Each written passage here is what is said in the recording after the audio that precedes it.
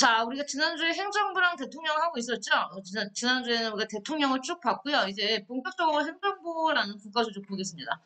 행정부로 들어오면요. 대통령을 따로 배웠기 때문에 대통령 밑에 누가 나옵니까? 국무총리가 나오죠. 국무총리는 대통령과 마찬가지로 개인임과 동시에 국가기관입니다. 국무총리 역시. 자, 국무총리는 대통령이 우리 앞에 지난주에 배웠죠. 대통령이 국회의 동의를 얻어서 임명하는 국가기관, 헌법기관 5명 있었지. 국대헌재관, 국무총리, 대법원장, 헌법재판소장, 대법관, 그 다음에 감사원장과 마찬가지로 국무총리, 대통령이 국회의 동의를 얻어서 임명합니다. 자, 임명되면 대통령이 하는 국가 운영에 대해서 도와주는 보좌 역할을 한다 이렇게 나왔고요. 권한을 보면 그러니까 국무총리는 행정부 소속 공무원이기 때문에 각부를 같이 대통령 밑에서 통할하고 또 여기 국무위원 네모하세요. 국무위원은 우리는 쉽게 국무위원을 장관이라고 부르죠. 각부 장관들을 국무위원이라고 말을 하는데 그 국무위원을 임명하는 건 당연히 대통령입니다. 대통령인데 국무총리는 뭘 할 수 있냐면 국무위원을 대통령이 임명할 때 우리 이 사람을 국방부 장관으로 임명하는 건 어때요? 라고 청원할 수 있고, 추천하는 거야, 추천할 수 있고, 그 다음에, 그 국방부 장관이 일을 못하는 것 같은데, 아니면 요즘에 건강이 안 좋은 것 같은데, 잘라야 되지 않을까요? 라고 해임을 하는 게 아니라 건의를 할 수 있는 거야. 알겠지? 임명은 다 누가 할 거야? 대통령이. 해임도 누가 할 거야? 대통령이. 그럼 국무총리는 뭘 하는 건데? 건의하는 거야. 이 사람을 임명해 주십사 하고 건의하거나 아니면 잘라 주십사 건의할 수 있어. 그 다음 여기 봐. 영자 붙었지? 우리 앞에서 법 중에 세 번째 헌법 법률 세 번째가 명령이었잖아. 그 명령은 대통령도 내릴 수 있고 국무총리도 내릴 수 있고 그 다음에 각부 장관들도 다 내릴 수 있어 명령을. 대통령이 만들면 대통령령, 국무총리가 만들면 총리령, 장관이 만들면 장관령이 되는 거야. 그래서 여기다가 총리령에다가 역시 이거 뭐 만드는 거야? 법 중에 세 번째인 명령을 만들 수 있다는 뜻이야. 명령을 내릴 수 있다. 그런 얘기가 나왔고요. 자, 그 다음. 이 우리나라에선 장관이라고 부르는데 선생님 왜 장관이라고 안 하고요. 국무위원이라고 불러요. 기억납니까? 우리나라 정부 형태는 대통령제가 기본이지만 의원 내각제적 요소를 도입했다고 그랬지. 그래서 선생님이 앞에서 뭘 외울 때 우리나라가 의원 내각제적 요소를 외우라고 그랬단 말이야. 기억나요? 다시 우리나라 정부 형태는 뭐였습니까? 우리나라 정부 형태는 대통령제였어. 이게 기본인데 대통령제 정부 형태를 기본으로 하고 플러스 의원 내각제 요소를 도입했다. 근데 이게 주기 때문에 대부분의 내용은 다 대통령제 내용이야. 그러니까 이걸 외우지 말고 의원 내각제적인 요소를 외우라고 말했죠. 얘를 외우면 나머지는 다 대통령제니까. 근데 우리나라 정부 형태에서 의원 내각제 요소 중에 두 개가 뭐였냐면 국무라는 단어가 들어가면 내가 싹 다 의원 내각제 요소를 했어. 국무총리, 국무위원, 국무회의 알겠어요? 이 국무라는 단어는 원래 대통령제 정부 형태에서 쓰는 말이 아닙니다. 어디서 쓰는 말입니까? 의원 내각제에서 쓰는 말이에요. 단어가. 이 국무라는 단어 자체가. 그러니까 국무총리, 국무위원, 국무회의는 다 무슨 요소겠어? 의원 내각제적 요소야. 외우기 쉽지? 국무. 외워. 틈틈이 짬짬이 외워. 시간을 내서 정식으로 공부하는 것도 물론 좋은데, 여기 보세요. 여러분은 넘기지 말고 보세요. 우리나라 정부 형태의 특징에서 나오잖아요. 대통령제를 기본으로 하면서도 의원 내각제 요소를 가미했다 그랬어요. 그럼 다음에 뭐가 나왔냐면 여기에 우리나라 정부 형태에서 의원 내각제적 여섯 개를 했어. 6개. 그 중에 뭐가 들어가? 국무총리, 그 다음에 국무위원 들어가잖아요. 국무라는 단어가 들어가면 다 무슨 요소라고 다시 한번? 의원 내각제적 요소야. 외워. 거기에 대해서 지금 우리가 행정부에서 국무총리 받고 국무위원들 받고 그러면 국무총리와 국무위원과 대통령 행정부의 모든 넘버 원, 넘버 투, 그 다음에 모든 구성원들이 모여서 하는 회의가 국무회의예요. 국무회의. 행정부의 중요 정책을 심의한 네이버가 별 10개 한다. 행정부 최고의 심의기관. 시험에 100만 번 나와. 안 나오면 선생님 성 가라. 나온다 했어. 여기가 시험범위 들어가면 무조건 나와요. 국무회의는 뭡니까? 국무회의는 뭐예요? 그럼 이렇게 물어보면 너희는 뭐라고 대답하면 돼? 국무회의는 선생님 행정부 최고의 심의기관입니다. 이렇게 말하면 돼요. 자, 근데 여기 봐. 중요한 건 심의기관이야. 이 말이 뭐야? 즉 여기다가 써놔. 심의기관이지 의결기관이 아니야.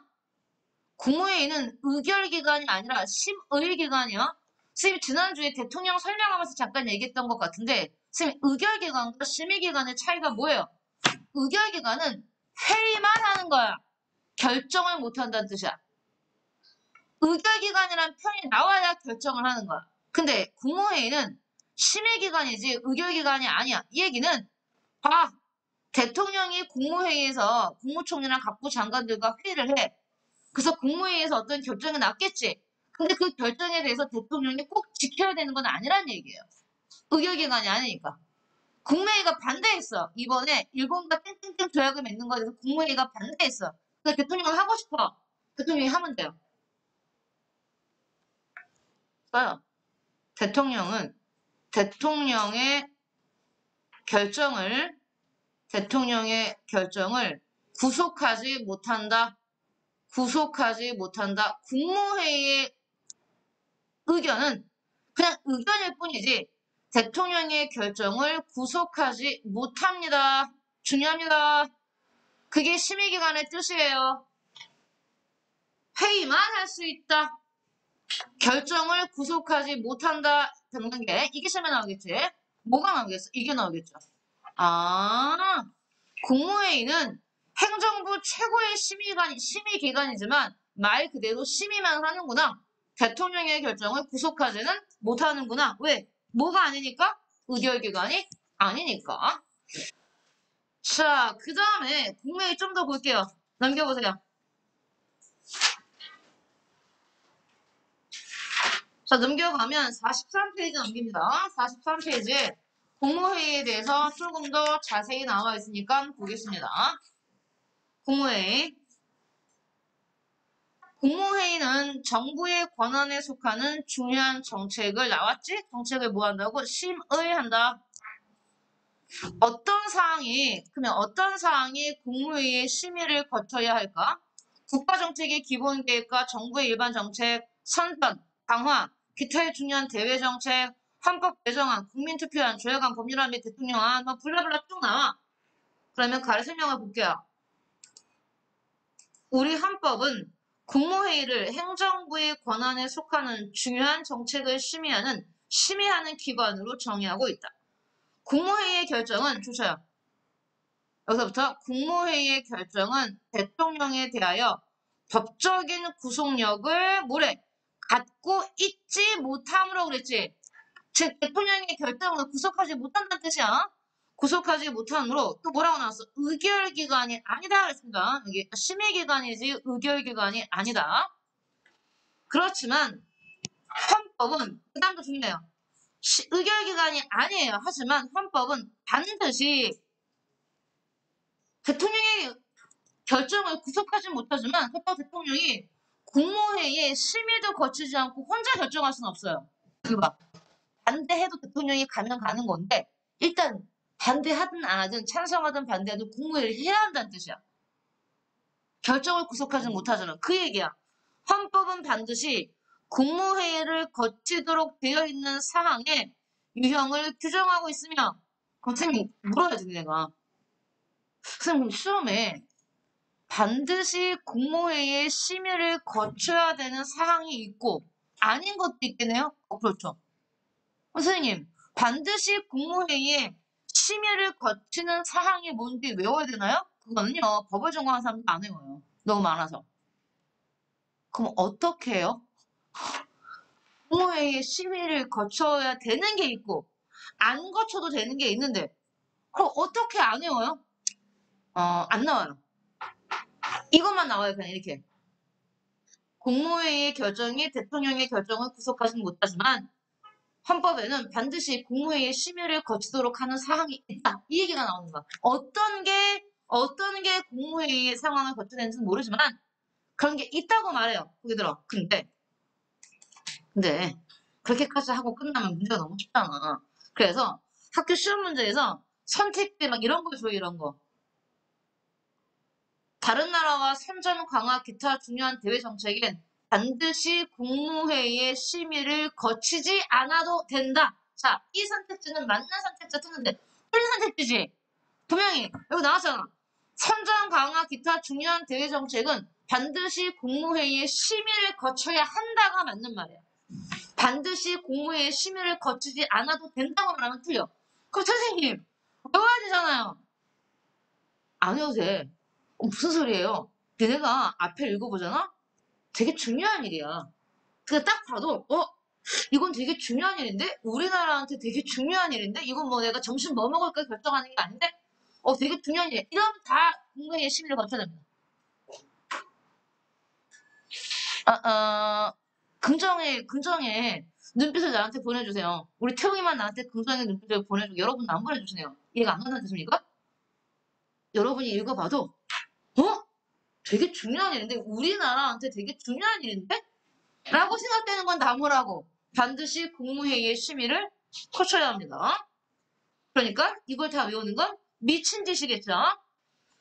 중요한 정책이 국무회의를 거쳐 대통령의 제가 허락을 얻도록 되어 있는 만큼 순수한 자문 기관으로 보기가 어렵다. 이런 의미에서 우리나라의 국무회의는 심의 기관이라고 할 수 있다.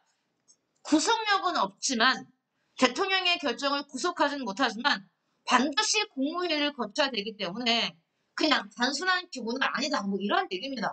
이런 얘기. 자, 여기다가 쓰세요. 몇 년 전이 아니라 한 2년 전에 모 학교에서 나온 선택지 중에 이게 있습니다. 여러분, 정법의 시험을 단순히 암기만 해서 풀 생각은 하지 마세요. 이게 어렵습니다. 그래요? 공부하셔야 됩니다, 얘는. 암기만 해갖고 점수 안 나와요. 문제를 풀어봐야지. 그러나 모든 사항을 결정할 때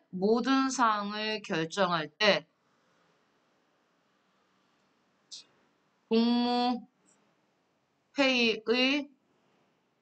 심의를 거치는 것은 아니다. 거쳐야 되는 게 있는데 그렇다고 해서 모든 걸 다 국무회의 심의를 거치는 건 아니다. 알아두세요. 왜냐면 면접년에 이런 선택지가 나왔어요. 행정부의 모든 업무는 반드시 국무회의의 심의를 거쳐야 한다. 틀려. 모든 일이 아니야. 중요한 일. 얘들아, 모든 일이 아니고 중요한 일. 오케이, 중요한 일, 중요한 일. 선생님은 얘기를 했어요. 선생님의 역할은 얘기하고 알려주고 중요한 거 말해주고 시험에 나오는 걸 알려주는 거고 그 다음에 여러분이 하셔야 됩니다. 그 다음도 내가 해줄 수 있으면 얼마나 좋겠니. 마음 같아서는 내가 시험 볼 때 옆에서 하나하나 설명하고 싶은데 그럴 순 없지 않니? 오케이, 넘어가요. 국무회의만큼 중요한 감사원 가겠습니다. 감사원 완전 중요해. 감사원. 여기서 다시 써. 국무회의의 의장은 쓰세요. 국무회의 의장은 이거 외우세요. 잘 나옵니다. 대통령. 국무회의의 부의장. 의장은 대통령, 부의장은 국무총리입니다. 당연한 얘기지만 국무회의의 의장은 대통령, 부의장은 국무총리다. 써놨죠? 다음 감사원들 발표하세요. 잘 나와요. 잘 나오는 게 아니고 반드시 나와요.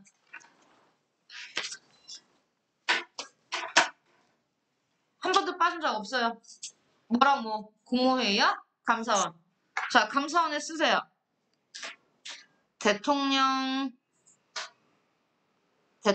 직속의 독립적 헌법기관. 뭐 구체적으로 정확히 명확히 어떤 뜻인지는 와닿지 않지만 세다 이건 알겠지. 우리 예전에 한국사에서 조선에 중앙정치기구를 배울 때 왕 국왕 직속 기관들이 있었어. 기억나? 안 나겠지? 국왕 직속 기관이 뭐냐면 어사대와 승정원과 의금부야. 승정원과 의금부. 승정원은 왕 직속 비서기관. 승정원. 그 다음에 의금부는 왕 직속 사법기관이 있었어. 왕이 직접 부리는 기관이야. 마찬가지야. 감사원이었지. 대통령 직속이라고 표현했지. 다른 애들이 못 건드린다는 얘기야. 대통령 직속. 그 다음에 뭐라고 말했니? 독립돼 있다 이 얘기는 자, 이 얘기를 왜 붙였어?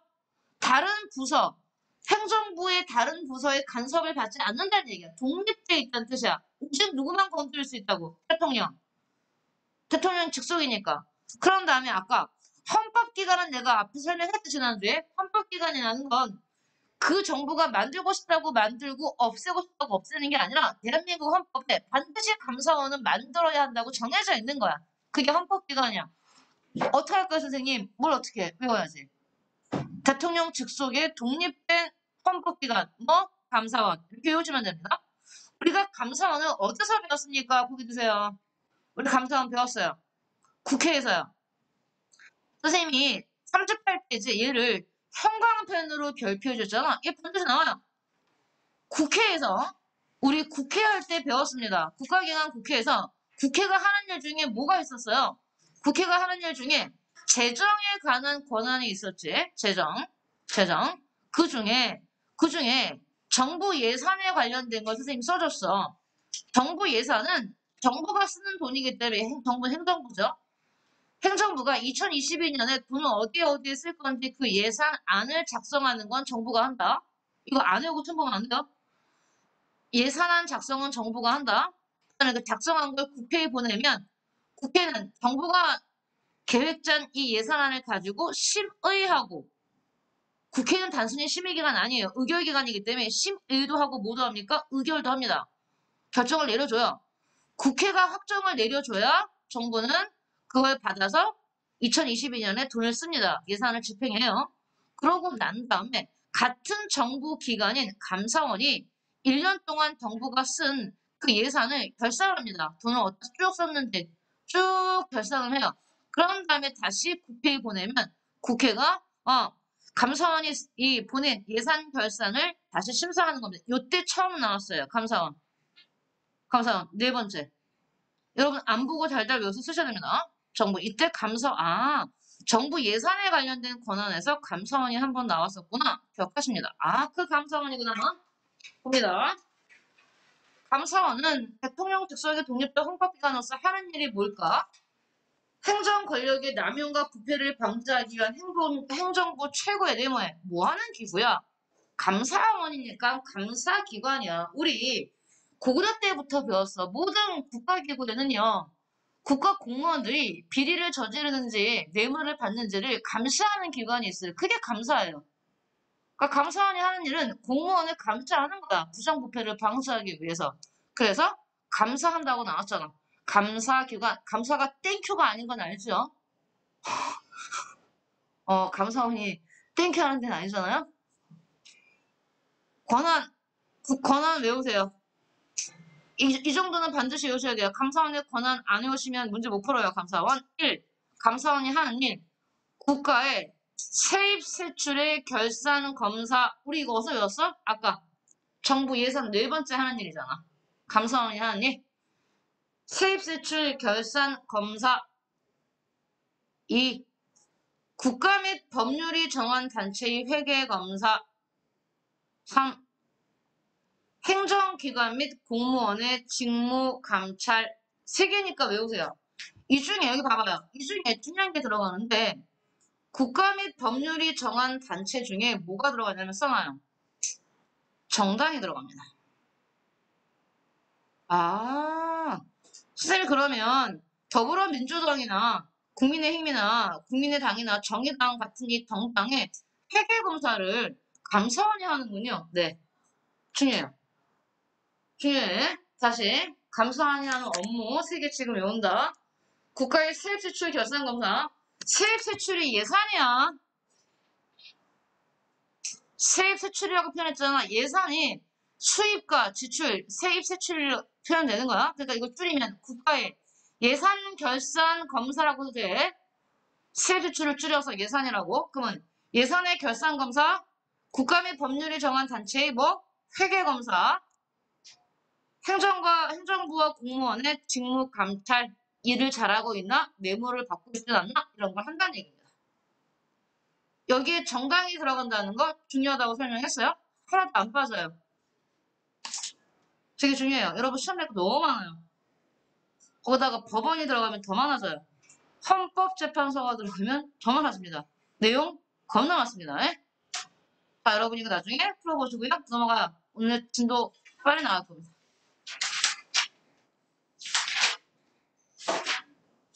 얘도 잘 나와. 반드시 나와. 국정감사와 국정조사 차이 외우세요. 자, 여기도 나중에 시간 줄 테니까 44페이지 여러분이 풀 거고요. 넘어가요.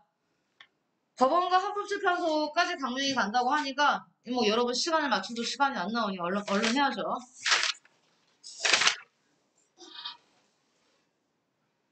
자, 이제 국가기관 마지막입니다. 국가기관 마지막이고요. 사법부가 나왔습니다. 사법부와 함께 세트로 난 헌법재판소가 중요하죠. 자, 사법의 하나님, 사법이란 단어의 뜻부터 볼게요. 사법의 뜻, 사법은 어떤 의미를 갖고 있을까? 분쟁이나 사건의 법을 뭐 했어? 법을 뭐 한다 했어? 적용하는 거지. 법의 집행은 행정부가, 법의 제정은 국회가, 적용은 누가 한다? 법원이 하는 겁니다. 법을 적용하여 옳고 그름이나 권리관계들을 판단하고 밝히는 거다 써요. 이게 뭔데? 재판. 이런 말로 뭐 하는 거야? 재판하는 거야, 사법은 얘들아. 그런데 재판은요, 생명이 뭐냐면, 봐봐, 재판의 생명은 공정성이에요. 공정하지 않는 재판은 의미가 없어요. 그래서 사법부에서 가장 중요한 건 공정성입니다. 공정성. 그러면 이러한 공정성을 실현시키려면 공정한 재판이 이루어지기 위해서는 뭐가 필요할까? 이게 필요해요. 사법권은 독립돼 있어야 돼요. 사법권을 독립시킨 목적이 뭐다? 공정한 재판을 위해서. 그럼 선생님, 왜 공정한 재판을 해야 되는데요? 그래야 국민의 기본권이 보장되니까. 얘들아, 이게, 좀 봐. 다시 초심으로 돌아가자. 우리가 지금 배우고 있는 국가기관은 민주주의 하에서의 국가기관이지, 우리 지금 민주주의 국가를 배우고 있어. 근데 왜 민주주의 국가를 배우고 있어? 민주주의라는 것이 국민의 기본권을 가장 잘 보장하기 때문에 그래. 즉, 민주주의라는 걸 도입한 이유는 하나야. 국민을 위해서 그래. 그러면 민주주의에 있는 모든 제도는 다 뭘 위한 제도야? 국민을 위한 제도야. 국민의 뭘 위한 제도인데요? 기본권 보장. 이게 모든 정치의 궁극적 목적이야. 왜 권력을 나눠놨어요? 국민의 기본권을 잘 보장하니까. 왜 사법권의 독립을 보장했어요? 국민의 기본권을 잘 보장하니까. 왜 법치주의를 실현했어요? 국민의 기본권을 잘 보장하니까. 헌법을 왜 만들었어요? 그게 국민의 기본권을 잘 보장하니까. 왜 국회한테 법률을 만들게 만들었죠? 그게 국민의 기본권을 제일 잘 보장하니까. 얘들아, 모든 답은 다 뭐야? 국민의 기본권이 궁극적 목적이야. 다시, 여기 봐. 사법권을 독립시킨 목적은 뭐예요? 첫 번째는 이거야. 근데 얘를 왜 하는데요? 이게 목적이라고. 니한테 묻잖아. 니 왜 공부하니? 첫 번째 목적은 뭐니? 시험 잘 보려고요잖아. 왜 시험 잘 봐야 돼? 내신 잘 따야 돼요. 내신 왜 잘 따야 되는데? 대학 가려고요. 왜? 대학은 왜 가는데? 취업해야죠. 취업은 왜 하니? 돈 벌려고요. 돈은 왜 버니? 이제 마지막에 남았어요. 행복하게 살려고요. 그러면 중간 단계 다 무시하고 내가 공부하는 목적은 뭐야? 행복하게 살기 위해서 하는 거야. 그러면 다시 물을게. 사법권이 왜 독립돼 있어야 돼? 즉각적인 답은 그래야 공정을 재판을 하니까요. 왜 공정한 재판을 해야 되는데? 이제 마지막 완다. 그래야 국민의 기본권을 잘 보장하니까요. 됐지? 선생님이 장장 2분에 걸쳐서 이 얘기를 또 하고 또 했어. 기억하라고. 그럼 선생님, 사법권을 독립시키는 게 공정한 재판을 위한 목적이라면 공정한 재판을 위해서 사법권을 독립시킬 수 있는 구체적인 방안이 있나요? 있죠. 세 개입니다. 법원의 독립, 법관의 독립, 재판의 독립. 짧게 짧게 외우세요. 기니까 이렇게 다시 법원의 독립, 법관의 독립, 재판의 독립. 다시 사법권의 독립을 실현하는 구체적인 방안은 세 개다. 뭐와 뭐와 뭐의 독립이야? 법원과 법관과 재판의 독립입니다. 알겠죠? 다시 법원도 독립해야 되고요. 법관도 독립해야 되고요. 재판도 독립해야 됩니다. 법원은 기구고 법관은 사람이고 재판은 액션이지. 봐요. 지금 이거 하나하나 다 해야 되는 거 아니에요? 하나하나 다 해야지. 해야 되니까 할 일이 너무 많죠. 졌어? 사법권의 독립 옆에다가 의미. 조지마. 줄 시간이 없어. 외부기관의 간섭과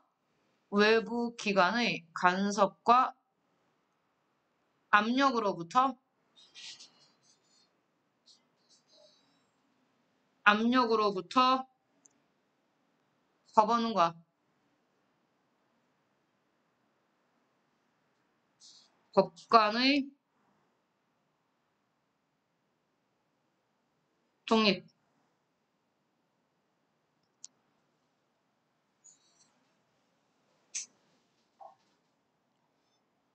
자, 어디다 쓸까요? 여기 법관의 신분상 독립이다 씁니다. 지금부터 쓰는 건 법관의 신분상 독립에 관련된 얘기죠. 법관의 자격은 법관은 판사를 말합니다. 판사. 여러분 검사는 법관 아니에요. 법관의 자격은 법률로 정한다. 국회가 만든 법률로 정한다.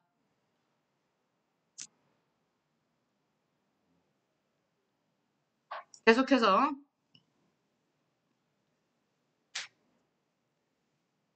대법원장이 점 찍고요.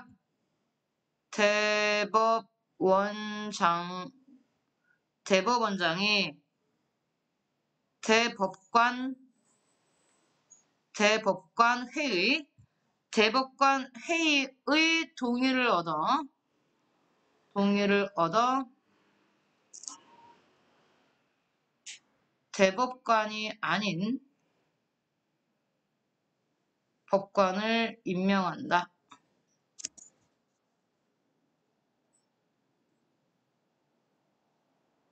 법관을 임명한다.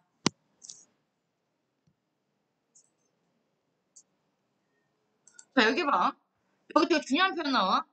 대법관이 아닌 법관을 임명합니다. 왜요? 대법관은 누가 임명하니까? 대통령. 얘들아, 대법관은 대통령이 임명해. 대법관이 임명하는 게 아니라. 우리 외웠어, 아까 앞에서. 대법관은 대통령이 임명하니까 대법원장이 임명하는 사람은 대법관이 아닌 법관들, 즉 일반 법원의 법관, 판사들이나 고등법원의 판사까지는 대법원장이 임명한다는 뜻이에요. 알겠어요?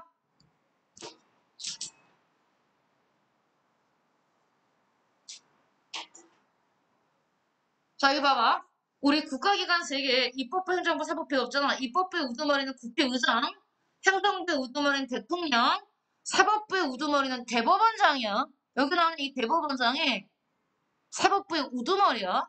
그 대법원장이 대법관이 아닌 나머지 법관들만 임명해. 대법관은 누가 임명한다고? 대통령. 또요, 지금.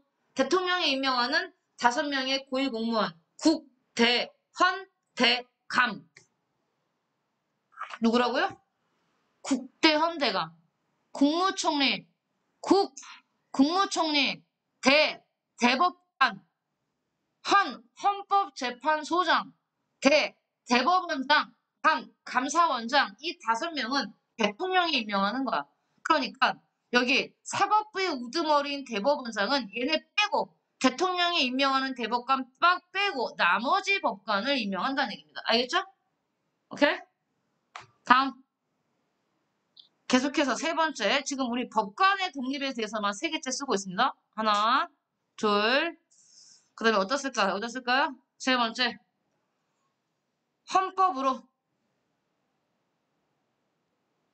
헌법으로 법관의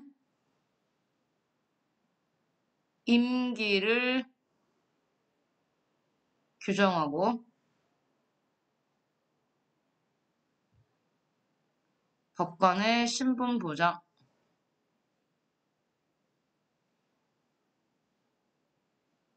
혜경아, 니네만 시험 들어가 여기가. 명문은 많이 가봤자 대통령 다음에 행정부랬거든? 최대한 가봤어? 그럼 잘 봐봐. 너한테 얘기해줄게. 이거 섞으면 틀린다. 선생님 뭐야? 법관의 자격은 뭘로 정했니 지금? 법률이지. 근데 법관의 임기는 뭘로 규정했니? 헌법. 이거 섞는다? 어떻게? 법관의 자격은 헌법으로 정한다. 틀려. 법관의 임기는 법률로 규정하고 법관의 신분을 보장한다. 그럼 틀린다. 이거 디테일하게 외워야 돼. 어떤 친구는 나한테 물었으니 이거 외워야 돼라고 묻는데 이거 외워야 돼요 정도가 아니라 아주 디테일하게 외워야 돼. 다! 여기뿐만이 아니라 이 앞에 거 하나하나. 안 그러면 싹 틀려. 공부하고 틀려. 그래서 억울해 우리 애들이. 심지어 공부했는데 왜 틀렸어? 여기 봐봐. 이거 국회잖아. 우리 국회에서 법률의 제정과 개정 절차 우리가 외웠잖아. 이 단어 고쳐요. 여기 봐요. 여기. 법률을 제안할 수 있는 게 국회의원 10인 이상. 당연히 숫자 막 바꿉니다. 국회의원 8인 이상. 틀려.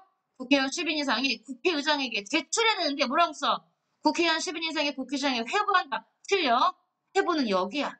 국회의장이 상임위원회 보낼 때 어떤 단어 써? 회부. 그러니까 너네는 대충 이렇게 외워서 시험 볼 생각은 하지도 마. 여기 날짜 나와 날짜. 대통령이 첫 번째 온 법률안을 공포하는데 15일 이내에 되는데 이거 14일로 바꾼다. 재의결은 5일 이내인데 6일로 바꿔요. 그러니 여러분이 당연히 인원 쪽수는 가장 중요하죠. 얘네들을 외울 때 이런 거 보면 국회 정규회 100일 9월 1일 4분의 6호 있을 때 디테일하게 외우세요. 안 그러면 공부 하나만 해요. 아시겠어요? 왜냐면 내가 이렇게 말해주면 공부했어. 애들 공부했대. 해. 어떻게? 지금 법원의 사법권의 독립을 위해서 법원의 독립, 법관의 독립, 재판의 독립이 있는데 법관의 독립 중에 법관의 자격은 뭘로 정하던데? 뭘로 정해? 법률로. 임기는 헌법으로. 다르잖아. 얘는 법률, 얘는 헌법. 이렇게 디테일하게 외우셔야 된다라는 얘기를 하면서 내려갑니다. 법원이요. 법원은 어떻게 조직돼서 여기 봐요. 법원 조직. 대법원이 있죠? 대법원이 최고입니다. 대법원은 하나밖에 없어요. 우리나라에. 그 다음 고등법원이 있고요. 지방법원 본원에 합의부가 있고요. 지방법원 및 지원 합의부가 있고 지방법원 전 단속판사가 있습니다. 일단 선생님이 얘 통째로 외울 거거든요. 너무 중요해서 기본이야. A, B, C, D 같은 거라고 생각하시면 돼요. 형광펜으로요. 이 옆에다 많이 쓸 거야. 옆에 빈칸 있지? 쓸 거니까 일단 형광펜으로 이렇게 해놔. 이렇게 발표하고 나랑 쓰자.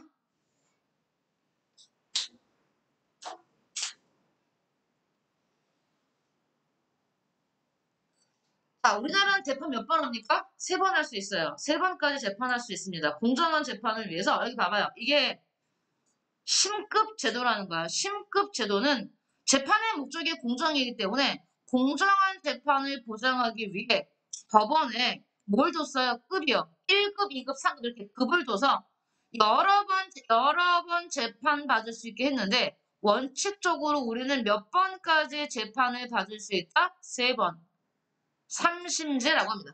3심. 그래서 가장 밑이 1심, 2심, 3심 이렇게 가는 거예요. 얘네가 1심 법원입니다. 1심 법원. 1심 법원. 여기가 써요. 2심 법원. 지금 선생님이 심급제하고 있습니다. 심급제도. 그 다음에 대법원이 3심 법원. 계속 말하지만 대법원은 어디 한 군데 있습니다. 하나. 여러 개 있는 거 아니에요? 자, 다시.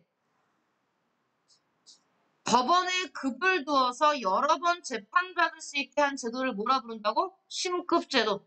우리는 원칙적으로 몇 번까지 재판받을 수 있다고? 3번. 그러면 여기 봐. 1심 법원이 2개지. 지방법원의 네모에 단독판사, 지방법원의 단독판사, 지방법원의 합의부. 둘 다 1심 법원이에요.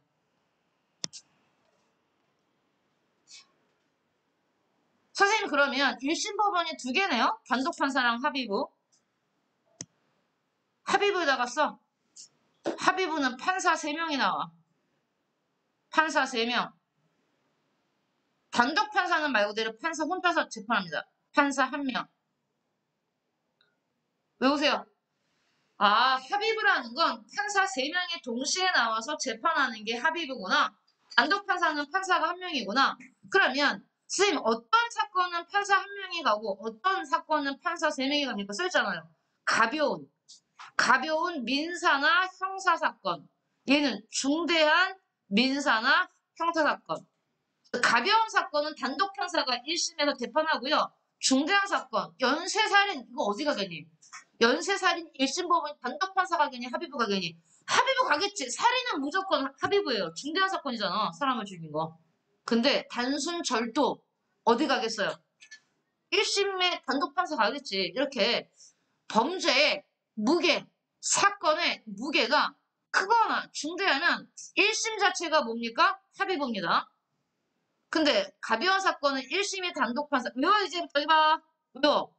1심을 만약에 내가 단순 절도를 해서 1심 재판을 단독판사한테 받았지. 그럼 2심이 어디에? 2심이. 2심이 지방법원의 합의부예요. 알겠어요? 근데 내가 1심부터 살인 때문에 1심 때 살인사건으로 합의부 재판받았으면 2심은 뭐가 되는 겁니까? 고등법원 가는 겁니다. 그러니까 1심이 단독판사였는데 고등법원으로 2심 가는 적은 없어요. 외우세요. 내가 시작을 단독판사에서 1심 했는데 2심이 고등법원이다. 틀려. 1심이 합의부여야지만 뭐가 되는 거야? 2심이 고등법원 되는 거야? 시험 겁나 잘 나와. 이게 표로 안 나오면 쉽겠지. 절대 표로 안 나와. 다 풀어줘. 그래서 이따가 너희가 실수하게. 그리고 뭘 외워야 돼? 이 단어. 항소. 잘 봐. 1심에서 2심 갈 때 뭐라 불러요? 항소. 2심에서 3심 갈 때 뭐라 부릅니까? 상고. 그러면 이렇게 바꾸면 틀리겠지? 나는 1심에서 2심에 상고했다. 틀려요. 상고라는 단어 그때 쓰면 안 돼. 너무 중요해. 1심에서 2심 갈 때는 항소라는 단어 쓰고 2심에서 3심 대법원 갈 때 쓰는 단어가 뭐야? 상고야. 선생님 지금 색깔 이렇게 묶었지? 너희는 색깔 바꿔.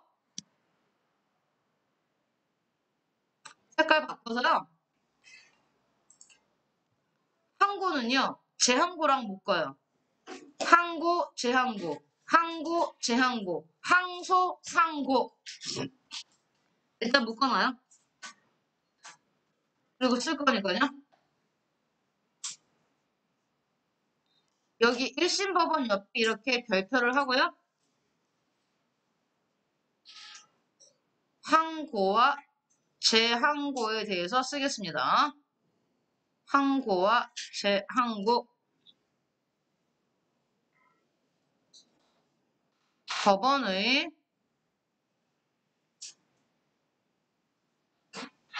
법원의 판결이 아닌 법원의 판결이 아닌 가로하고 결정 and 명령 결정과 명령에 대하여 결정과 명령에 대하여 2심과 3심을 청구하는 것.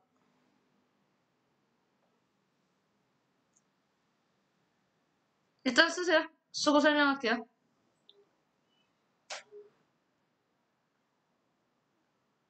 중요한 단어는 얘네들이지. 판결이란 단어, 결정, 명령이란 단어 달라요. 뭐야? 뭐 불러요? 안 보여? 다 썼어? 어디? 2심과 3심을 청구하는 것. 2심과 3심을 청구하는 것. 자, 봐. 화면 보세요. 법원이, 여기 봐. 재판에서 판결이라고 선고할 수가 있어요. 판결. 땡땡땡. 당신을 징역 2년 또는 벌금 2천만 원 미만에 처한다라고 땡땡땡 판결을 내리면 그 법원의 판결에 대해서 나는 1심 법원의 판결에 대해서 난 인정 못하겠어요. 난 그렇게 큰 죄를 저지른 것 같지 않아. 그래서 난 2심에 다시 재판을 신청할 거야. 그럴 때는 뭐라고 쓴다고? 항소, 항소, 항소. 나는 억울해. 항소할 거야. 이렇게 말하는데 법원이 판결만 내는 게 아니에요. 법원은 판결도 내리고 결정도 내리고 명령도 내려요. 봐. 이번에 해경이가 운영하는 식당이 원산지 표기를 가짜로 했어. 미국산 쇠고기인데 국내산 쇠고기라고 제가 표기한 거야. 그게 걸렸어. 식품위생법 위반으로. 그래서 그게 뭐 여러 가지 것들 때문에 단순히 벌금을 문 게 끝난 거 아니고 재판에 갔다. 근데 이게 가볍잖아요. 가벼우니까 법원에서 너한테 판결을 내린 게 아니고 야 벌금 200만 원 미만에 영업정지 한 달 명령을 내렸어요. 영업정지 명령? 아, 명령이야. 영업정지 판결이 아니고 한 달 동안 식당 문을 닫으라고 영업정지 명령을 내렸어. 그럼 해경이는 한 달 동안 문을 닫으면 막내! 한 달 동안 장사하라고 어떡하라고? 억울해. 이건 너무 과한 명령이에요. 난 인정할 수 없어요. 2심에 갈 거예요. 라고 할 때는 판결이 아니고 영업정지 명령에 대한 불복이기 때문에 항소란 단어를 쓰면 안 돼요. 2심 법원에 뭐 했다? 항고했다라고 말해야 돼. 오케이? 듣고 있니? 어? 근데 2심 법원에서도 똑같이 영업정지 명령을 내렸어. 난 인정, 너무 억울해. 이제 돈이 문제가 아니야. 어떻게 그럴 수가 있어요? 대법원에 재항고할 수 있어요. 명령이니까. 그때는 상고라는 단어 쓰면 안 됩니다. 재항고란 말 써요. 잘 이거 외워. 판결에 대해서는 항소, 상고라는 단어를 쓰고 결정과 명령에 대해서는 항고 또는 재항고라고 씁니다. 그러니 여러분 여기에 함정이 굉장히 많이 보여져. 이 선택지 하나하나 만들 때 얼마나 많은 함정을 하지.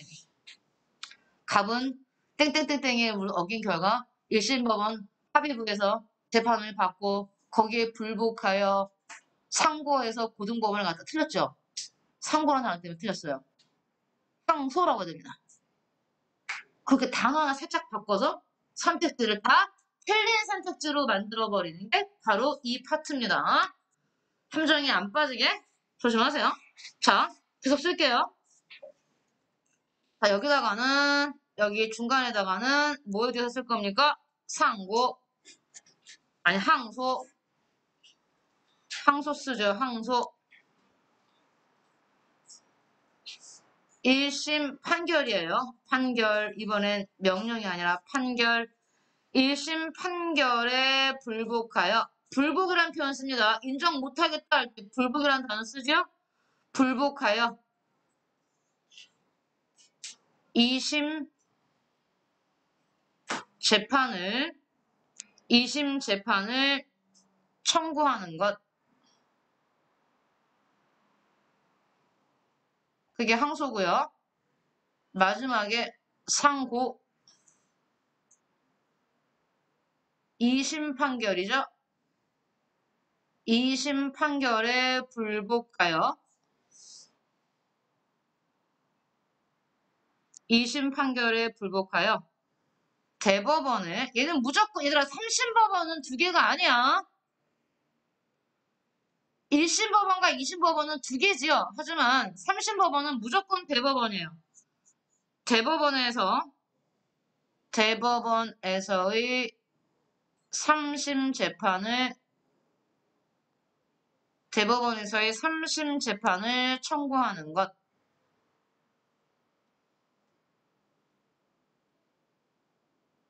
대법원에서의 3심 재판을 청구하는 것.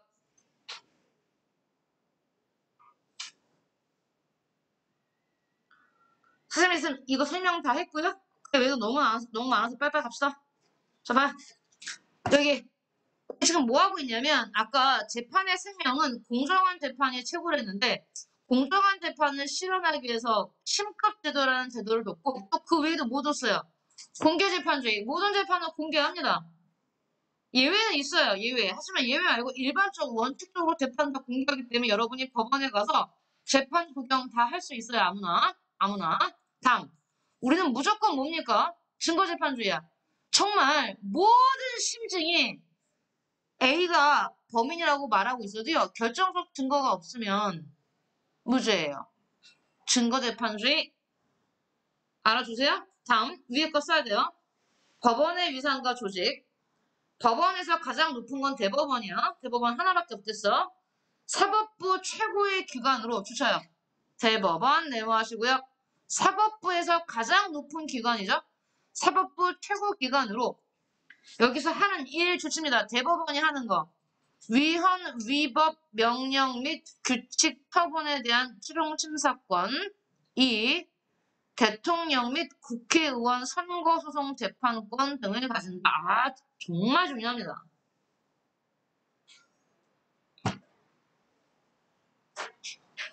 자, 대법원 밑에 뭐 있어요? 고등법원. 그 다음에 지방법원의 지원. 그 다음에 또 뭐 있어요? 가정법원, 생성법원, 특허법원 등이 있다. 다 쓸 거야. 일단 네모해놔. 그럼 여기 봐. 여기 보면 45페이지 밑에 빈칸 널널이 있죠? 그 널널에다가 씁니다. 옆에 빈칸, 옆 페이지에다가 자, 여기 이렇게 줄을 좀 긋고요. 구획을 좀 나눠서 예쁘게 써봅시다. 제목, 재판의 종류. 재판의 종류 쓰면서 법원이 나올 거예요. 재판의 종류. 1. 선거재판.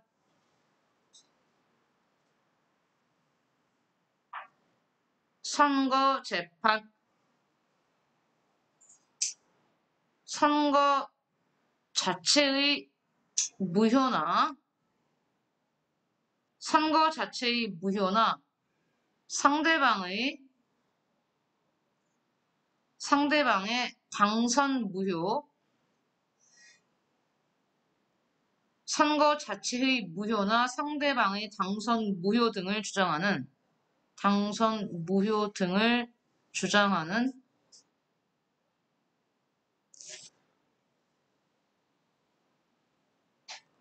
사건을 다루는 재판.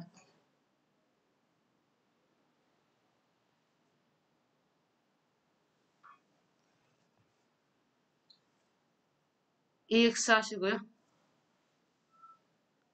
선거 과정에서 발생한 금품 수수, 돈을 받았다는 얘기야. 뇌물, 금품 수수 등의 문제는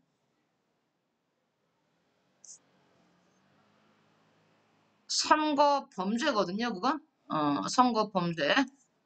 선거 범죄로서 형사 절차에 따라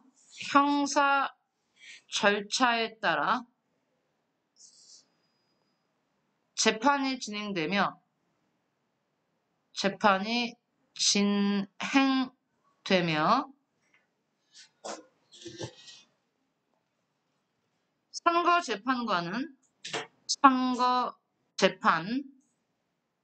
선거 재판과는 구분된다.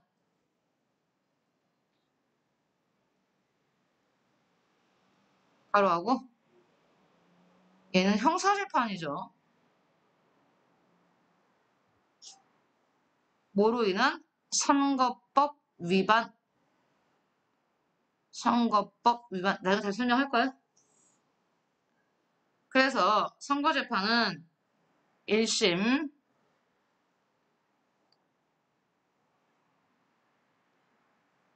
대법원,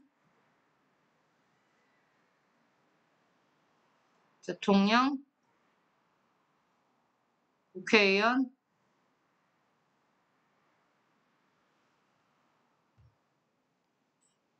광역, 자치, 단체, 장, 2심, 고등법원, 다시 대법원,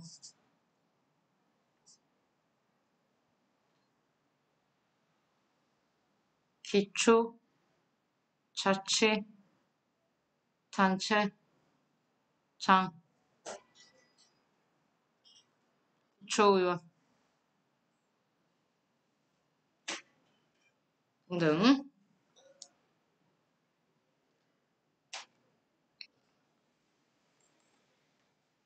두 번째, 군사재판.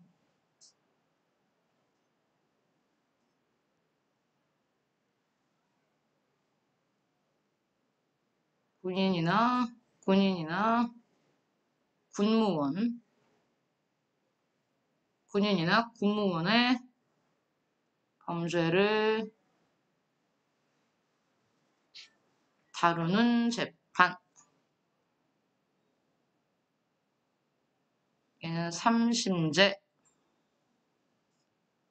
3번 행정재판.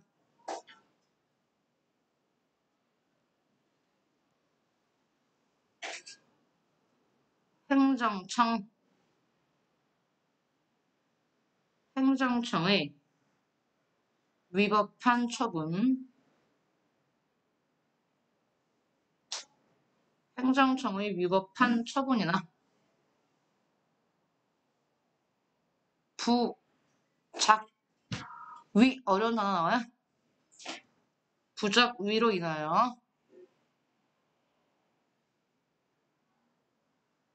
침해된 국민의 권리 또는 이익, 권리 또는 이익을 구제하는 재판.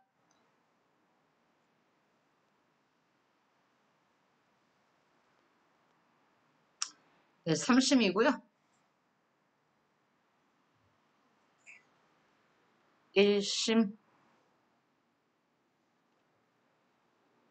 1심이 행정법원이라는 거. 행정법원이고 얘는 지방법원과 동일. 지방법원과 동급이다. 급이 같다. 민사재판. 민사재판과 형사재판은 우리가 2학기 때 법에서 워낙 자세히 할 거니까요. 우선 간단하게 개인 간의 관계에서 발생하는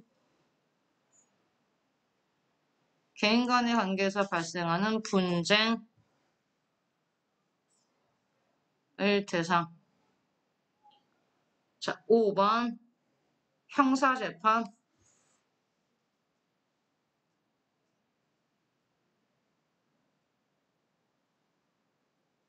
형사재판은요, 유죄냐 무죄냐, 즉 범죄의 유무를 가르는 재판입니다.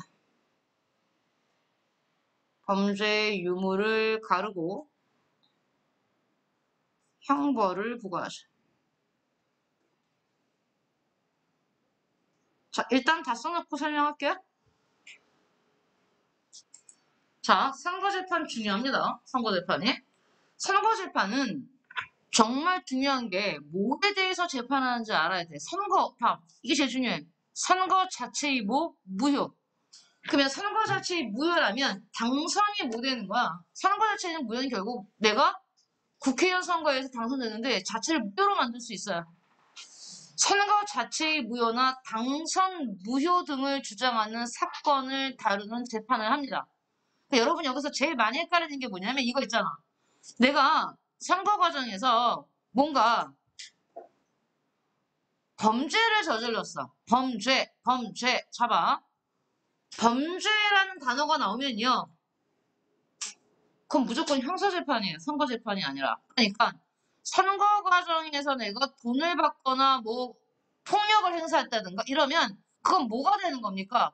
선거 범죄가 되기 때문에 이 선거 범죄는 선거재판에서 다루지 않아요. 선거재판은 어디서 합니까? 형사재판에서 합니다. 범죄는 선거에 관련된다고 해서 다 선거재판 하는 거 아니야. 선거재판은 뭐만 하는 거야? 당선 무효, 선거 자체 무효. 거기에 관해서 다투는 거지. 선거에 관련된 범죄와 관련된 재판은 형사재판으로 따로 해요. 무슨 법 위반으로? 선거법 위반으로. 알겠죠? 또 하나 중요한 건 이거야. 여기 봐. 대통령, 국회의원, 광역자치단체의 장은요. 3심제 아니에요. 한 번에 끝내요. 선거재판 한 번만 해요. 어디서? 무조건 대법원에서. 그러니까 모든 재판이 3심제를 하는 게 아닙니다. 시험에 한 번의 재판으로 끝내는 게 있어. 그게 바로 뭔데? 대통령, 국회의원, 광역자치단체장의 선거재판입니다. 그래서 대통령의 선거재판의 1심 법원은 어디입니까? 1심 법원이 어디란 얘기예요? 대법원이에요. 1심 법원이 대법원이란 얘기는 재판을 한 번으로 끝내겠다는 얘기입니다. 반면에 기초자치단체의 장이나 기초의원은요. 얘는 2심이야. 2심. 두 번 합니다. 재판 두 번. 그래서 처음 출발이 뭡니까? 고등법원이죠. 1심 법원이 고등법원이 되는 겁니다. 그리고 2심이 대법원. 어떻게 시험에 나오겠어요? 당연히 나오겠죠, 이거. 대통령 또는 국회의원의 선거재판의 1심 법원은 고등법원이다. 틀려요. 대통령과 국회의원의 1심 법원은 어디다? 대법원이다. 이해됩니다. 알겠죠? 알겠죠? 오케이.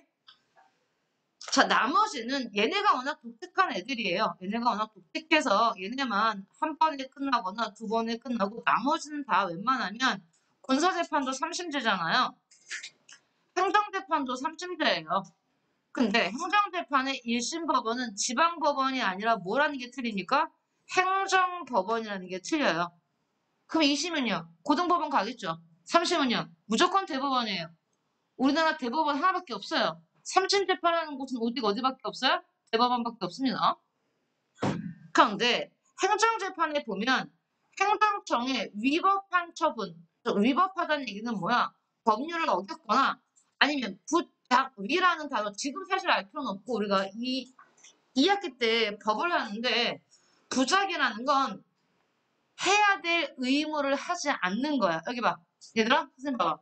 근데 아동폭력, 가정폭력 이런 얘기 들어보면 부모가 아이를 학대해서 죽이는 경우가 있잖아. 그것도 살인죄지만 아이를 학대하지 않고, 그러니까 때리거나 폭력을 가하지 않고 아무것도 안 하고 방치해서 죽이는 것도 있어요.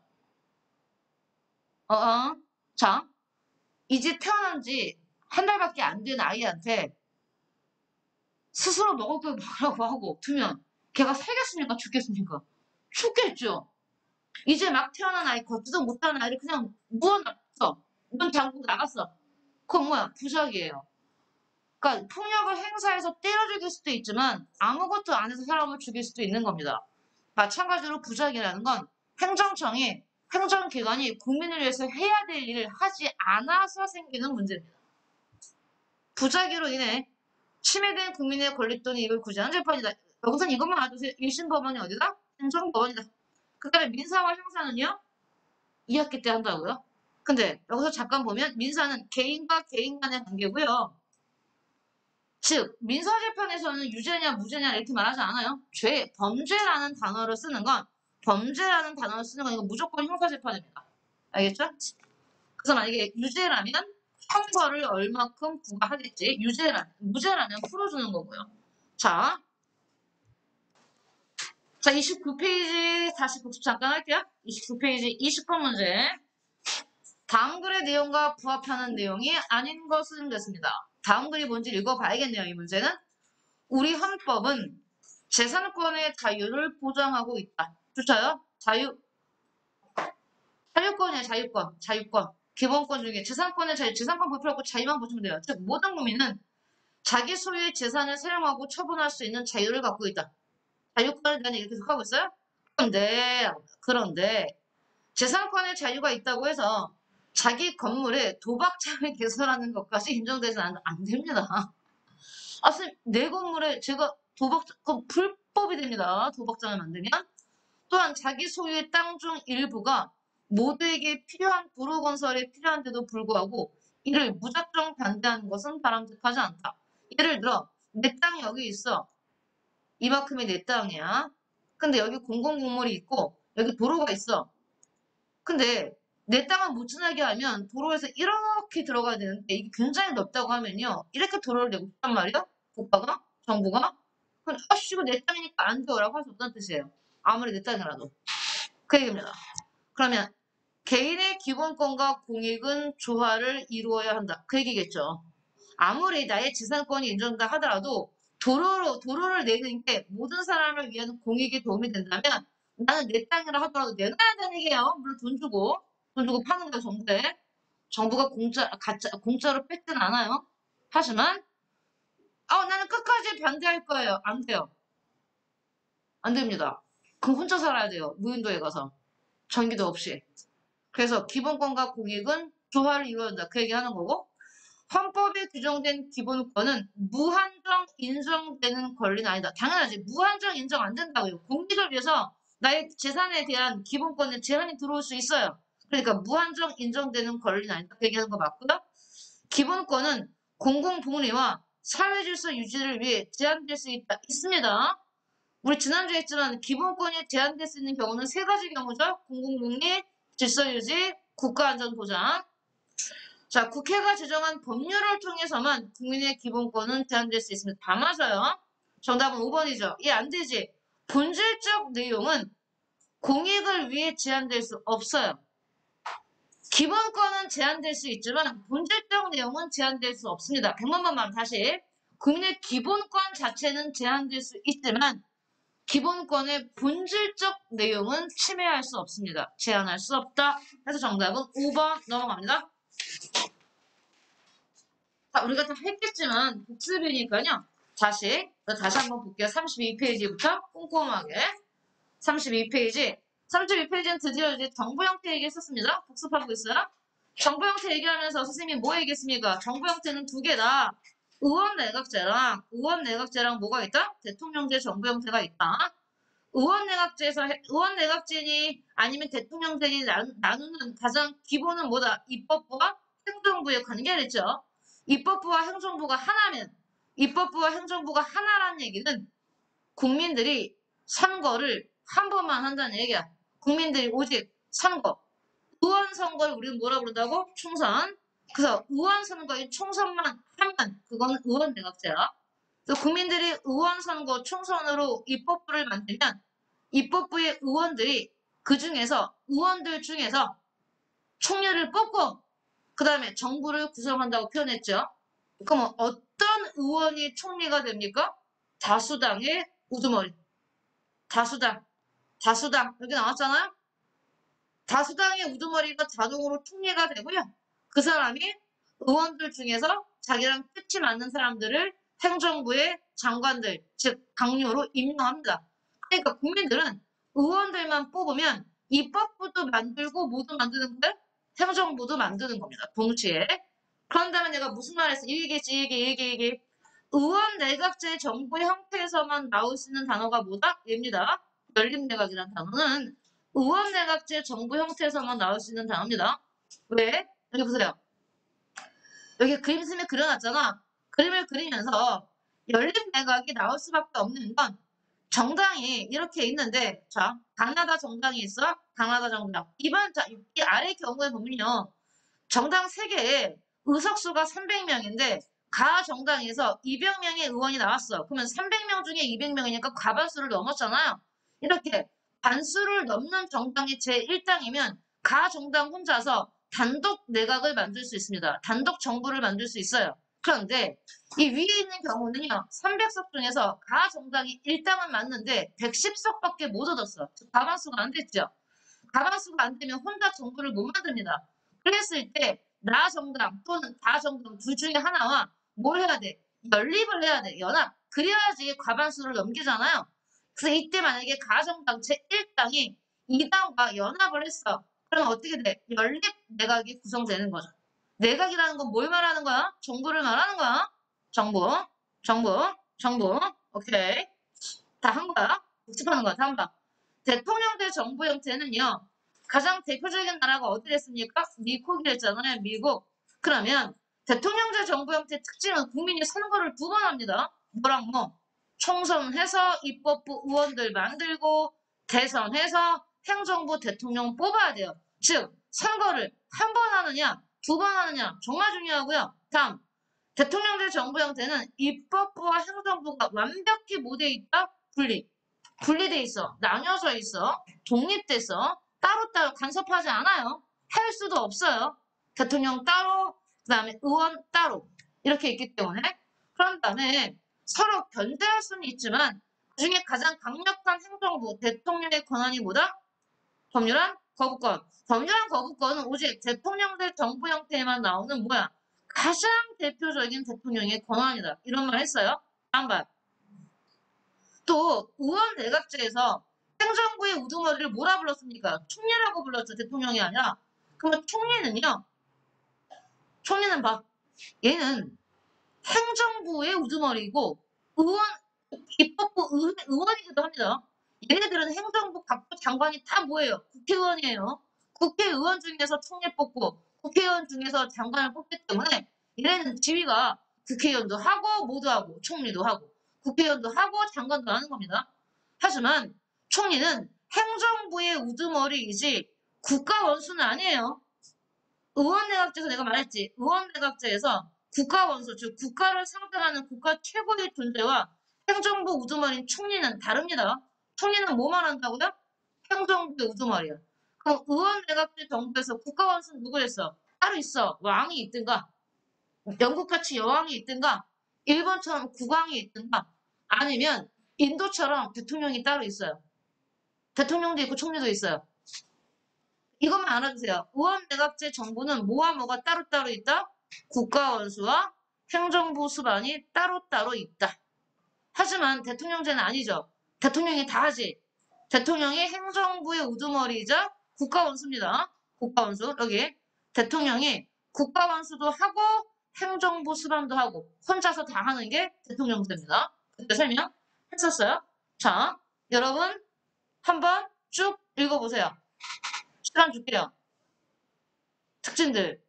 모르는 단어 지금 질문하세요. 이 페이지 1분 난 다음에 넘어가겠습니다. 읽어보세요. 자, 보세요. 1번.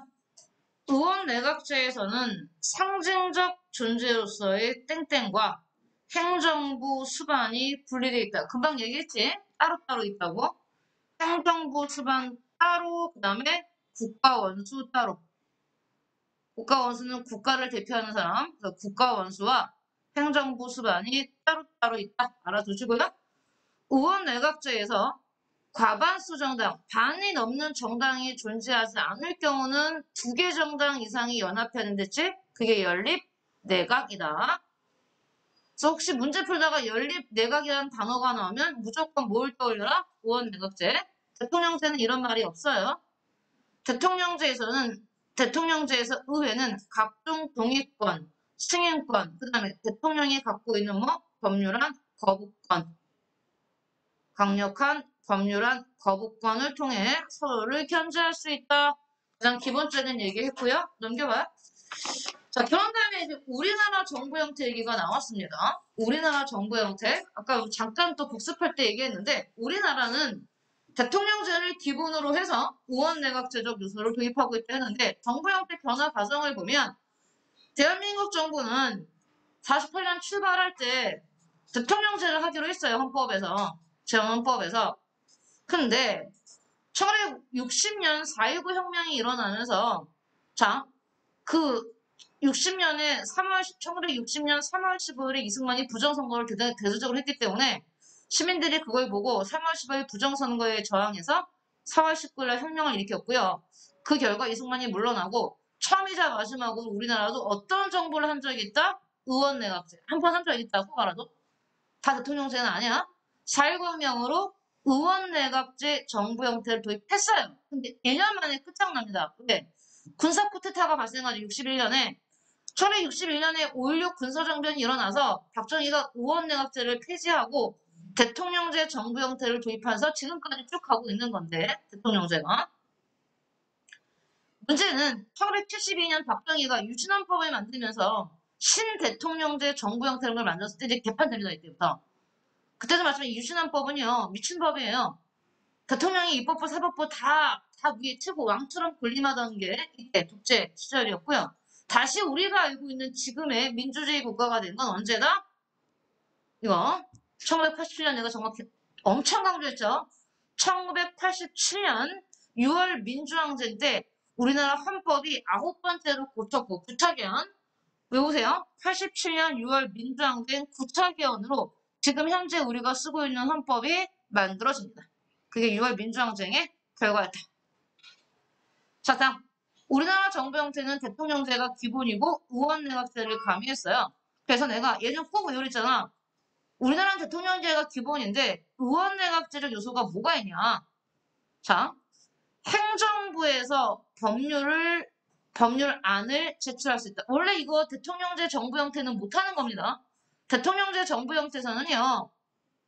법률안은 국회의원들만 제출할 수 있어요. 근데 우리는 의원 내각제적 요소를 도입했기 때문에 누구도 행정부도 법률안을 제출할 수 있다. 다음 국무라는 말 들어가면 다 의원 내각제 요소를 했죠? 국무총리가 있다. 그 다음 국회가 뭔가를 요구하면 우리나라의 국무총리나 국무위원들, 장관들이 국회에 나가서 국정 처리에 대해서 국회의원들한테 답변을 해줘야 돼요. 의원양질 요소입니다. 또 우리나라는요. 국회의원이 국무총리나 국무위원을 겸직할 수 있어요. 즉 국방부 장관 하면서 현재 국회의원이 국방부 장관 될 수 있어요. 이건 의원 내각제 요소야. 대통령제 정부 형태에서는 완전히 분리되기 때문에 불가능한데 우리나라는 가능해. 하지만 실제로는 그런 적은 없어요. 하지만 너무 일이 많아요. 국방부 장관 다음에 국회의원 어떻게 합니까? 하지만 법적으로는 문제가 없다. 다음, 국회가 국무총리나 국무위원에 대해서 해임시켜달라고 대통령한테 건의할 수 있어요. 사실 이게 대통령제 정부 형태라면 불가능하지. 국회가 왜 행정부에 대해서 간섭하겠습니까? 근데 이게 우리나라가 의원 내각제적 요소를 도입했기 때문에 이런 게 가능해요. 또 대통령도 원하면 국회에 나갈 수 있어요. 여기 보세요. 외울 때 국무총리도 국회에 갈 수 있고 국무장관도 갈 수 있고 대통령도 갈 수 있고 즉 행정부 요인들이 국회에 나간다는 자체가 뭐야 다 의원 내각제적 요소야 이렇게 외워. 행정부 요인들 대통령, 국무총리, 각부 장관들이 국회가 요구했든 뭐 원했든 국회에 나가서 아니 행정부 요인들이 국회에 가서 연설을 한다고 다 뭐야? 의원 내각제적 요소야. 알겠지? 이렇게 있다. 오케이. 그런 다음에 선생님이 블라블라 보고요. 여기 풀어줬죠? 오케이. 얘도 풀어줬고요. 국회 권한에 가기 전에 여기까지 한 것만 일단 우리가 복습으로 문제를 풀어볼게요. 쭉 넘겨? 쭉 넘겨? 와우. 넘겨서 어디를 갈까요? 여기 가겠습니다.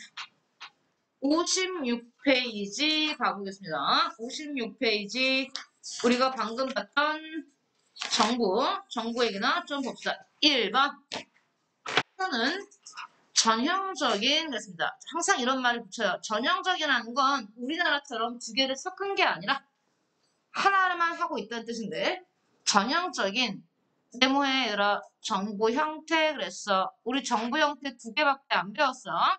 대통령제냐 의원 내각제냐. 그러니까 정부 형태 A, B의 구성 방식을 비교한 거다. 두 정부 형태의 차이점을 구분할 수 있는 질문으로 옳지 않은 것은 그럼 일단 A, B가 어떤 정부인지 봐야지.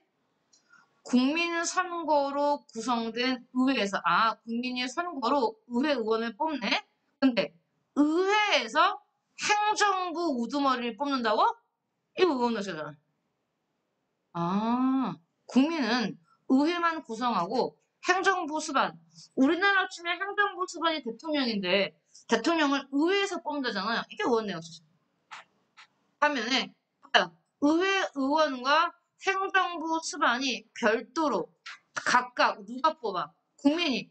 그럼 국민이 의회 의원도 뽑고 행정부 수반도 국민이 뽑고 이게 대통령제예요. 선거 2번 하는 거. 총선과 재선. 의원내각제는 총선만 한댔어요 국민들이. 선거를 한 번만 하느냐?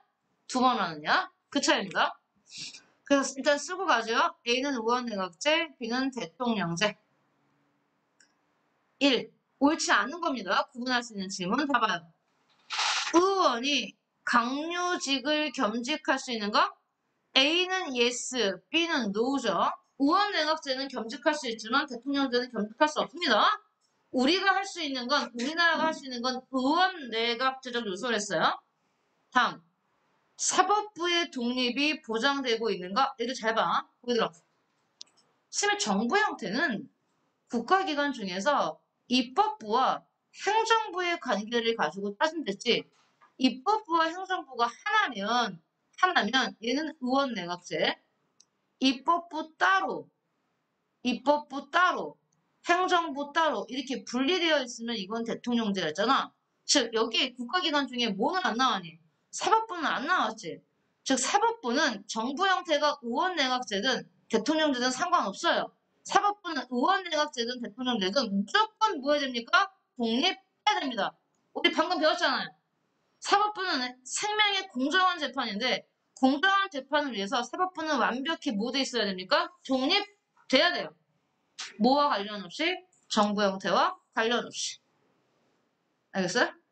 그러면 사법부의 독립이 보장되고 있는 거는 둘 다 뭐야? 둘 다 yes, yes겠지. 의원내각제도 yes, 대통령제도 yes. 그러면 봐봐요. 이 사법부의 독립 가지고는 둘 다 yes, yes이기 때문에 두 정부 형태의 차이점이에요? 공통점이에요? 공통점이잖아요. 이건 두 정부의 차이점이 아니라 공통점입니다. 공통점. 그래서 얘는 차이점이 아니다. 그래서 정답은 2번이다. 중요합니다. 잊지 마세요. 둘 다 사법부는 독립돼야 됩니다. 여기 보면 이 단원평가 문제처럼 여러분 내신이 나온다고 생각하시면 안 돼요. 얘는 가장 기본적인 내용을 물어보는 거고요. 내신 문제는 얘보다 훨씬 더 복잡하고 정교하게 나올 겁니다. 이렇게 선택지가 짧지 않아요. 굉장히 길어집니다. 여기 봐요. 행정부가 의회를 해산할 수 있는, 어머, 선생님, 행정부가 국회를 해산한다고요? 네, 의원내각제는 해산할 수 있어요. 대통령제는 안 되지. 의회가 행정부를 불신할 수, 얘들아, 이거 내가 뭐랬니? 의원내각제에서는 물귀신 작전이랬지? 물귀신 작전. 봐봐요. 행정부가 의회를 해산하면 의회는 복수하면서 행정부를 뭐 할 수 있어? 불신임할 수 있어. 그럼 둘 다 없어지는 거라서 내가 행정부도 없어지고 날아가고 의회도 날아가고. 그럼 국민들은 또 뭐 해야 돼? 서는 거. 알겠니? 이건 둘 다 의원내각제가 할 수 있는 거야. 의원내각제는 yes, 대통령제는 no. 행정부가 법률안을 거부할 수 있는 거. 여기 봐요. 법률안 거부권은 대통령제만의 특징이랬죠. 그러니까 의원내각제는 no, 대통령제는 yes. 외우세요? 왜요? 서로가 서로를 없앨 수 있는 거. 의회가 행정부를 없애고 행정부가 의회를 없앨 수 있는 건 의원내각제입니다. 둘이 같은 애들이기 때문에 가능한 얘기죠. 다음 2번이요. 빈칸 A에 해당하는 정부 형태의 특징을 보기 위해서 고르는 것은 A는 전형적인 정부 형태 중 하나로 원칙적으로 또 나왔어요. 의회 다수당의 대표가 뭐가 돼? 총리. 의회 의원들 중에서 다수당의 대표가 총리가 되고 그러니까 더 읽지 마요. 얘는 의원 내각제죠. 의원 내각제. 그래서 끝까지 보면 총리가 되고 소속 정당 의원들이 내각에 강요가 된다. 따라서 여기 나왔죠. 의회와 내각이 융합되고 섞여 있어요. 의원 내각제는. 의회와 내각이 하나입니다. 융합되어 있다고 볼 수 있으며 내각은 의회 다수당의 한 위원회와 같은 역할을 한다고도 볼 수 있다. 자, 의원 내각제 뜻 찾으시면 됩니다. 기억. 다수당의 횡포를 견제하기가 쉽다.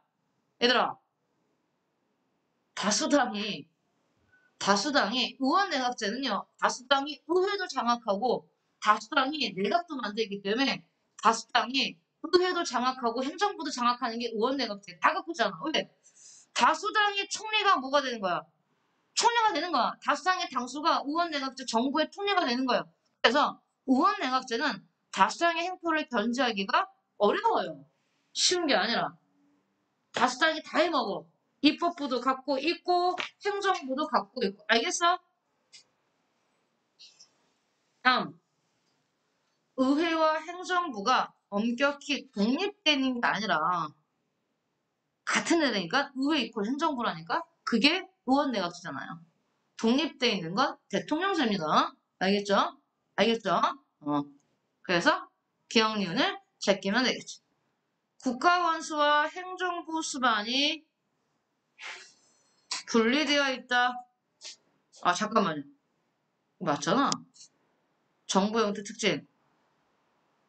국가원수와 행정부 수반이 분리되어 있다. 맞고요? 의회와 행정부의 대립이 비교적 신속해요. 왜요? 의회와 행정부가 대립해봤자 같은 애들이기 때문에. 그래서 의회와 행정부가 대립해도 문제가 신속하게 해결될 수 있습니다. 그 정답은 디귿, 리읒 하시면 됩니다. 자, 그러면 여러분이 정부 형태 조금 해봤으니까요. 3번 하시고, 4번 하시고, 5번 하시고, 6번 하시고. 네 문제 풀어보세요. 3, 4, 5, 6. 를 통해 A당 소속 인물을 행정부 수반으로 선출했대. 여기 끝났어요. 국민이 직접 선거해서 행정부 수반을 선출했다. 그럼 국민이 행정부의 우두머리를 뽑았다는 얘기니까 이건 뭡니까? 대통령제입니다. 대통령을 뽑았다는 얘기입니다. 그리고 잘 봐. 일단 여기서 이 첫 번째 문장에서 우리는 써야 돼. 이건 무슨 정부 형태야? 대통령제 정부 형태야 라고 쓰고 그 다음 안 끝났어요. 6개월 후에 의회 선거. 이번엔 무슨 선거였어요? 의회 선거니까 총선했죠. 총선에서 전체 의석 중에 A당은 52%, B당은 35%, C당은 13%를 차지해서 A당이 여기 제일 중요한 정보가 나옵니다. A라는 정당이 행정부와 의회를 모두 장악했대. 그러면 A당에서 대통령이 나왔구나. 그러면 A당 출신이 대통령이 됐구나. 그럼 우리는 대통령이 나온 정당을 뭐라고 부릅니까? 여당이라고 부릅니다. 여당.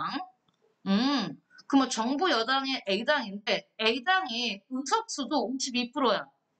그러면 어때? 여당이 큰 거지. 여당이 크다. 여대.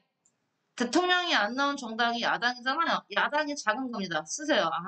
이 나라는 정부 형태는 대통령제인데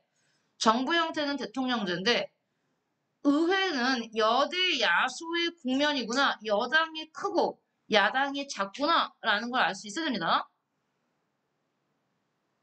대통령에 나온 정당인 A당이 여당인데 여당이 크고 야당이 작구나. 이렇게. 왜?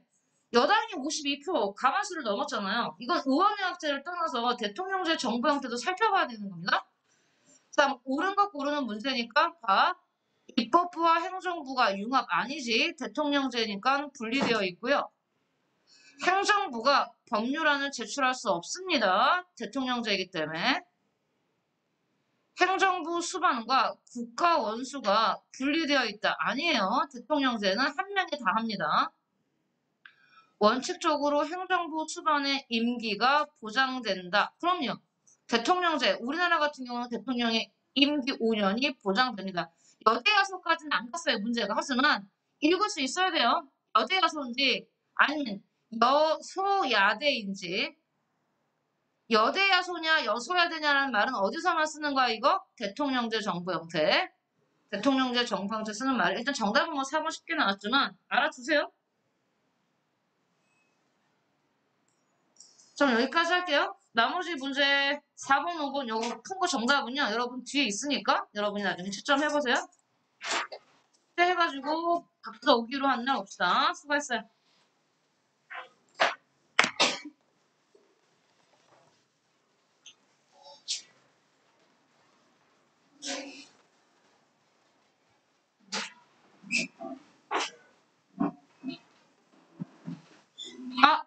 제일 중요한 거 말해주고 가.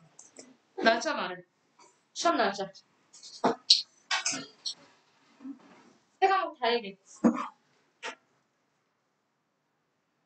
수능이요. 한지, 생윤, 정법. 27일. 잠깐. 너네가 학교가 명문이냐? 명문. 27일 뭐라고? 27일 정법이야? 첫날이야 이게? 두 번째. 아니지? 오케이, 정법. 28일날?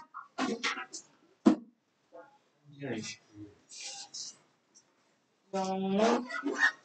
잠깐만. 생률. 생률 처음법에 나왔어? 네. 문제 필요해? 필요 없어? 필요 있으면 나한테 가인적으로 문자하세요. 시험범위 알려주면 29일날 한지든 생년이든 문제가 필요하면 시험범위 알려주고 얘기해주면 선생님이 프린트 해놓을게요. 자, 이제 가고 명문 가고 광명 생년 28일 잘가.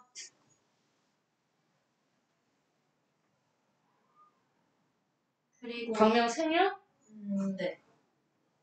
28일 그리고 정법은 5월 2일.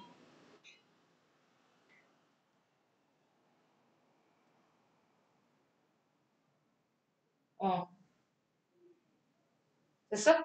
오케이? 응. 잘가. 들어가.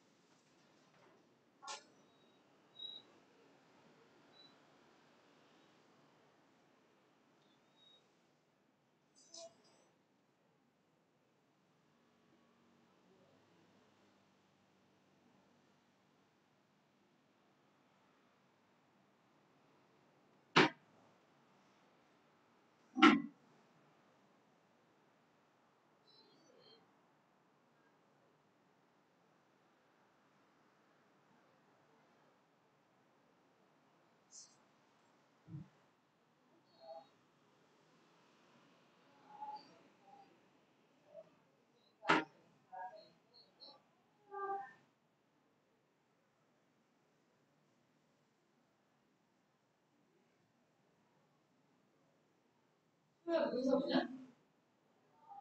어디가?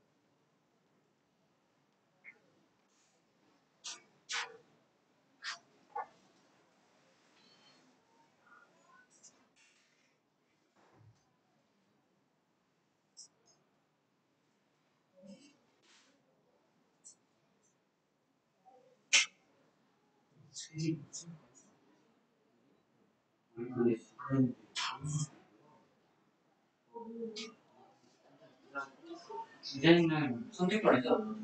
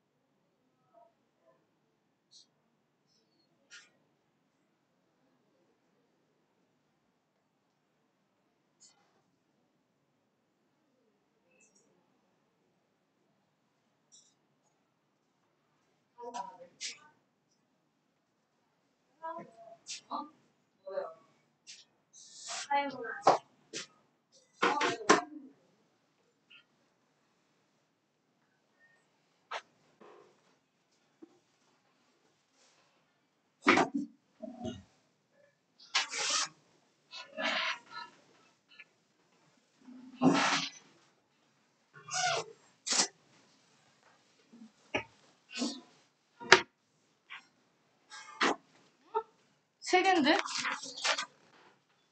응? 두 개밖에, 혜민이 어디 갔어?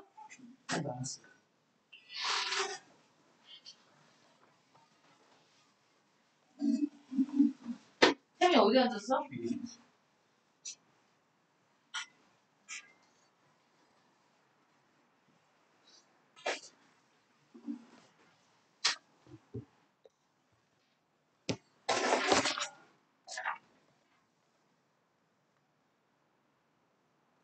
지민아, 시험 날짜.